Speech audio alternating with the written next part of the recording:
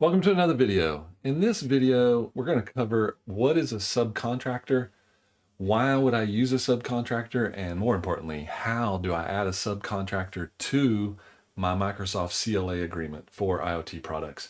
So what is a subcontractor? It is a situation where you as an OEM who has a CLA agreement to build and manufacture and sell and ship OEM embedded IoT appliances might need to work with a subcontractor who would then maybe do the building for you or do the loading of the software for you. But you're basically going to work with another company to handle part of the work of building your appliance. In many cases, it's the integration of the product. And a perfect example is here at ARI, we have an integration center, and you may want to use our services to build your appliances. And in that scenario, even though we're a distributor, we can also act as a subcontractor, but you also might look at another company as a subcontractor. And in those situations, you need to add that company to your CLA agreement as a subcontractor. And the way you do that is you contact us here at ARI, and you provide the subcontractor's information along with your agreement so that we can pull up your CLA agreement. I go into a Microsoft portal, or we go into the portal. We go to an area where we can add an ARA, which is an additional rights amendment. It's adding additional rights to the agreement. And under the ARA section, we can add a subcontractor. We'll take their info. We'll populate a few fields. We don't need much because it's going to send you as the OEM a link in an email that you're going to click. And I just have an example right here. Next to me is the email that would come from Microsoft. And you can see the email. A lot of times these emails get put into spam because it doesn't, it's not exactly, at Microsoft.com.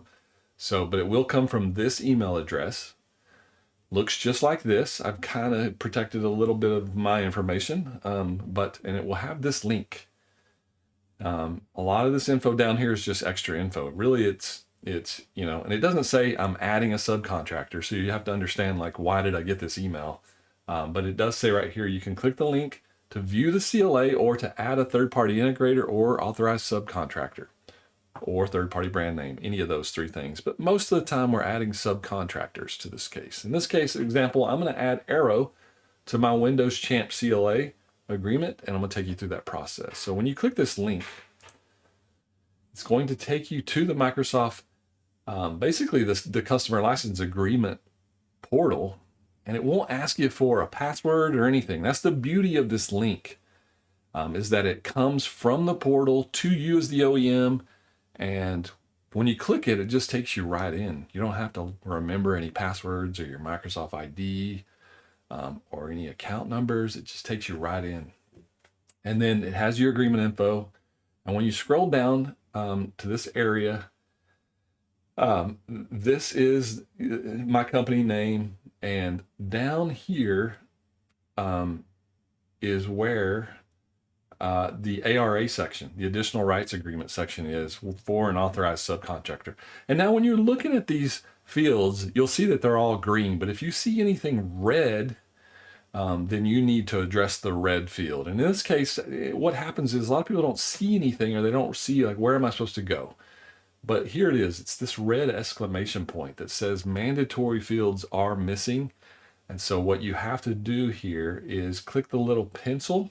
And again, this is the authorized subcontractor section. And this will pop up, and you'll see there's definitely a bunch of extra fields here. So I'm going to fill these out very quickly. Happen to be with ARI, but you would be putting a person, a contact that's at the subcontractor's company's name. I'm an alliance supplier manager, and my email address and my phone number is 02 416 2292, And the address, Phoenix 85034. And then you can check this box so that it just copies everything on the ship to. And then there's these justification questions. And this is where I get the most questions, because it's, why do I need to fill this out? How do I answer these? And basically what this is Microsoft is asking you, the OEM, why are you adding this subcontractor to your agreement? So you're basically having to justify why you're adding them to the agreement. And it's what devices are involved in this request. You can keep the answers fairly simple. This involves the IoT appliances that we build. You can put, model numbers, you can put project numbers, you can put, it involves this particular project. Where is the design work completed? You have to pick a country. They want to know that, it's where the design work is done. Where is the build being completed? In America. And then what is the expected volume? Again, how many units do you think you're going to run through the subcontractor to have them build, and maybe I'm just going to do 50. And then why are you requesting to provide these specifics? Why the ARA request provide specifics? So why am I adding them? I need Arrow integration services to build my appliances. And then from there, you hit save. This is the next sort of hurdle for most people, because they think, that's it, I'm done, I submitted it. But it's not. You still have one more button to push. You'll see that the agree to the terms is already checked, and this is where you'd hit submit. But one other important thing to point out is if you want a copy of your CLA, this is your chance to get a hard copy of it. So you can print online or print a hard copy, and this will show you your CLA agreement. But otherwise, this last step is extremely important. So after you've added the subcontractor details, you need to hit submit. And then it will just tell you, thank you, the link is no longer valid. And that's, again, a security thing, because anyone who clicks that link can go right in without a password. And so by submitting, you're done, and the link is no longer valid, and thank you, you're good to go. Now, at this point, what happens next? Microsoft, it goes back to Microsoft, and Microsoft then reviews those details and those answers, and they make sure everything's, good to go, and then they will approve it. And once it's in approved status, from there, now that company can then come to Arrow, and they can procure the licenses on your behalf. So if they're going to build the systems and they want the stickers, they don't have to wait for you to buy the stickers and ship them the stickers. They can now actually come to Arrow, reference your CLA, and procure the sticker licenses on your behalf.